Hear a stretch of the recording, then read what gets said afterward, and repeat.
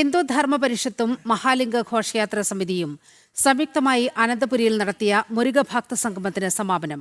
സമാപന സമ്മേളനം BHP അഖില ഭാരതീയ സംഘടനാ സെക്രട്ടറി സ്ഥാണുമാലയൻ ഉദ്ഘാടനം ചെയ്തു.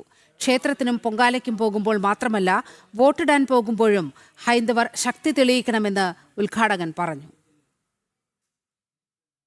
തലസ്ഥാനത്ത് മുരുകഭക്തരുടെ മഹാസംഗമത്തിന് വേദിയൊരുക്കിയ മുരുകഭക്ത സംഗമത്തിന് സമാപനമായി. പ്രമുഖ സന്യാസി ശ്രേഷ്ഠന്മാരുടെ മാർഗനിർദ്ദേശങ്ങൾ, പ്രഭാഷണ പരമ്പരകൾ ഉൾപ്പെടെ വിവിധ ദിവസങ്ങളിലായി പൂജപ്പുര മൈതാനിയിൽ ചേർന്ന മുരുക സംഗമത്തിൽ നടന്നിരുന്നു. സമാപന സമ്മേളനം BHP അഖില ഭാരതീയ സംഘടനാ സെക്രട്ടറി സ്ഥാണുമാലയൻ ഉദ്ഘാടനം ചെയ്തു. ഹൈന്ദവ ധർമ്മം സാധ്യമാക്കാൻ അമാവാസി ദിനത്തിൽ തുടക്കമാകട്ടെ എന്ന് പറഞ്ഞ അദ്ദേഹം ഹൈന്ദവർ സംഘടിക്കേണ്ട സമയം അതിക്രമിച്ചുവെന്നും പറഞ്ഞു. ക്ഷേത്രത്തിനും പൊങ്കാലയ്ക്കും പോകുമ്പോൾ മാത്രമല്ല, വോട്ടിടാൻ പോകുമ്പോഴും ഹൈന്ദവർ ശക്തി തെളിയിക്കണമെന്ന് ഉദ്ഘാടകൻ വ്യക്തമാക്കി.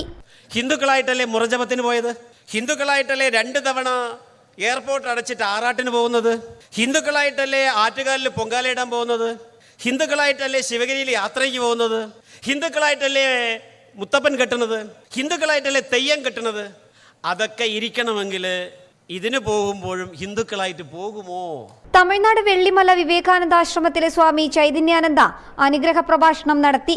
ഹൈന്ദവർ സംഘടിതരല്ലാത്തതിനാലാണ് ആനുകൂല്യങ്ങളിൽ അവഗണിക്കപ്പെടുന്നതെന്നും സംഘടിക്കേണ്ട സമയം അതിക്രമിച്ചെന്നും സ്വാമി പറഞ്ഞു.